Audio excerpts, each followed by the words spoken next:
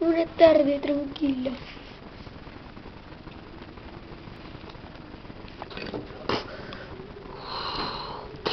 ¡Ah, me prendo fuego!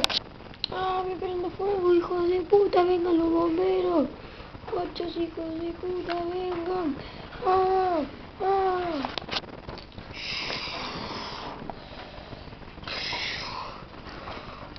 ¡Me quemo nada, ¡hijos de puta! Puto! ¡Me prendo fuego!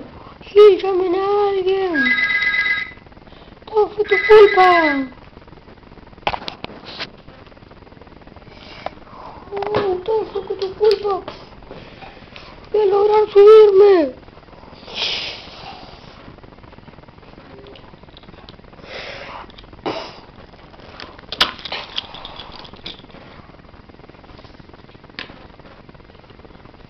¿Alguien dijo un extraterrestre?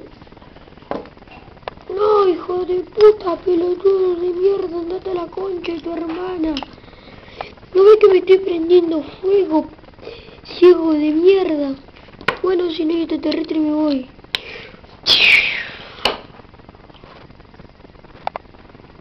Yo soy los bomberos, loco. Yo soy los bomberos. ¿Y qué mierda crees que le haga, puta?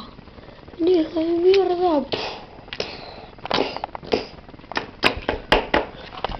Guachos. ¡Tengo una bomba! ¡Me estoy prendiendo fuego!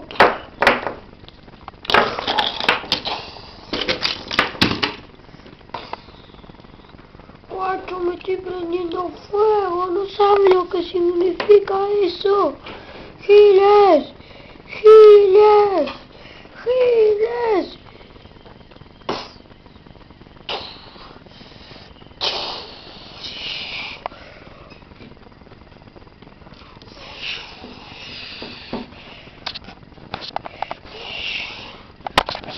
¡Ya me salí, pise verde! Ahora le voy a explotar a todo.